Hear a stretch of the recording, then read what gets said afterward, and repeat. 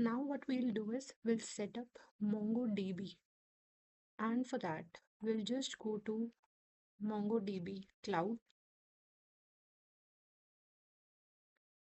So if you're a new user, you can sign up, and once you sign in, you will land onto this page for MongoDB Atlas. So over here we see that we simply have a project overview. Now what we can do is we can go to clusters. So over here we have to set up our database, and for that we'll need to define a cluster. I already have one, but just to show you the steps, we click on create. So whenever you're trying to create a new cluster, you will be able to select the plan based on your storage requirement. For the first cluster, you will get an option for the free cluster as well that you can select. I have already done it for this cluster, cluster 0, and then you can configure your cluster. You can give it a name, select the provider and your region, and you can give the tags as well for more information based on the cluster that you are trying to create or the application. And then you click on create deployment. After that, it will be asking you to provide the credentials. You can give any credentials that you want, and then you can simply note them down. So now I have cluster 0 over here. If I still want to check what particular URL I need to use for the connection string of my database, I can click over here. And as we are trying to create an Express app, we'll select drivers. So you see, you'll be provided the URI over here.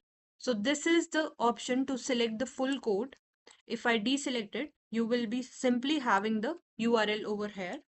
This is the username that I had given, and then this is the password option available over here. This is not the exact password. I have already noted it down, and I'll be utilizing that once I have to give it in my application.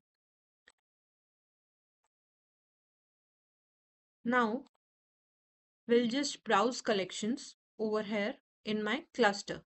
So cluster will have or can have multiple databases, and then inside a database you can have multiple collections. So you see over here I have one of the DB already created, that is HOC, and then I have my data collection. If I want to create a new database, I simply have to select create database option, give the database name and the collection name. If I have additional preferences, I can provide over here, but let's not select any of these as of now. And then once I have my collection ready, I have simply added some dummy data in this particular collection.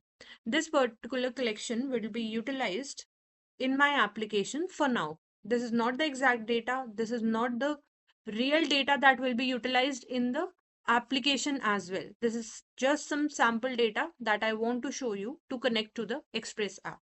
And for that, we'll have to make changes to our Express application.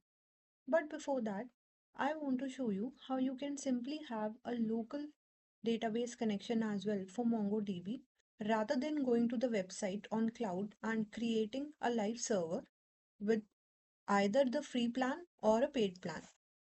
For that, what you need to do is simply go to the search and search for the download of MongoDB Compass. Once you have this downloaded on your system, you can open it and a screen would open like this. Now over here we can add a new connection, and you'll be provided a URL for the local host DB connection. You can give it a name, choose a color. This is just to differentiate if you have multiple connections on your local system.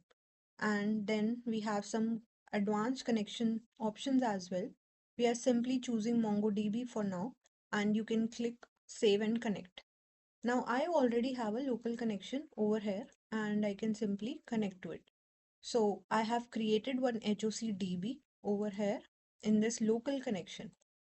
And then we see a simple users collection over here. So this is just some sample data.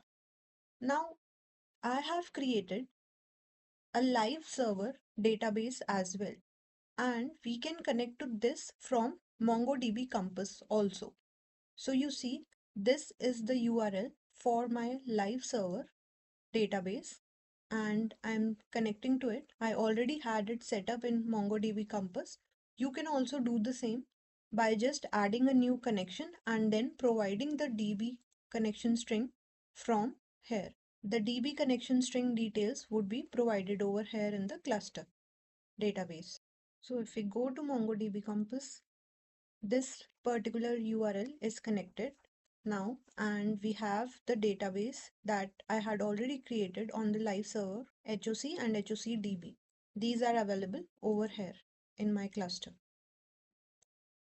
So if we just go to HOC, go to my data collection, we are seeing this sample data and this is visible through our local system on MongoDB Compass.